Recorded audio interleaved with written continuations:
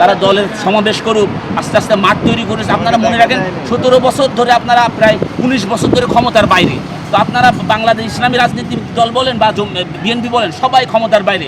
এখন আপনাদের এই ক্ষমতার আসার জন্য হোক, অন্তত জনগণের আপনাদের হৃদয়ে পৌঁছানোর জন্য হলে তো 2 বছর আপনাদের মাঠ তৈরি করতে হবে, আপনাদের মানুষের হৃদয়ের কাছে পৌঁছাতে হবে।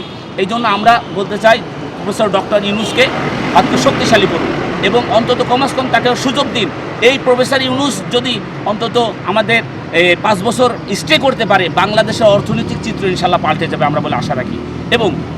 এবং আরেকটা জিনিস, যদি সামনে ইলেকশন সামনের বছর হয়েও যায়, আমাদের ছাত্র বাংলাদেশ হেফাজত ইসলাম ঢাকা মহানগর আমাদের জমিয়ত উলামা ইসলামের পক্ষ থেকে বলতে চাই যে অন্তত প্রফেসর ইউনূসকে আমাদের মাননীয় প্রেসিডেন্ট হিসেবে তিনি আমাদের রাষ্ট্রের গুরুত্বপূর্ণ দায়িত্ব পালন করবেন বলে আমরা আশা রাখি, যার মাধ্যমে আমরা আন্তর্জাতিক বিভিন্ন ইনভেস্টমেন্ট, অর্থনৈতিক উন্নয়নে আমরা একটি সুন্দর একটি দেশ তৈরি করতে পারবো। আমরা বাংলাদেশকে একটি সিঙ্গাপুর, মালয়েশিয়ার মতো একটা দেশ গড়ার আমরা আশাবাদী। শহীদ প্রেসিডেন্ট জিয়াউর রহমান মারা যাওয়ার পরে বাংলাদেশের প্রথম মানুষের ভিতরে একটা উজ্জীবিত ভাব এসেছে যে বাংলাদেশের অর্থনীতির চিত্র হয়তো পাল্টে যাবে।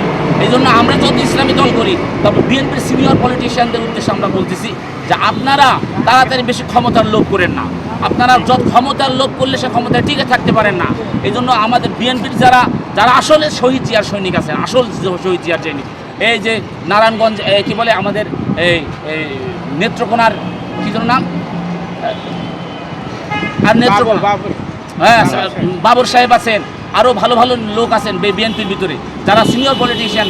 এই আমাদের কেরানীগঞ্জের আমানুল্লাহ আমান আছেন, যারা ভালো পলিটিশিয়ান, শহীদ জিয়ার আসল সৈনিক। তাদেরকে সংগঠনের উপরে আনেন, তারা ভালো পদ দেন, তাদেরকে নিয়ে আগে মাঠ তৈরি করেন। 2 বছর ধরে মাঠ জনগণের হৃদয়ের কাছে পৌঁছান।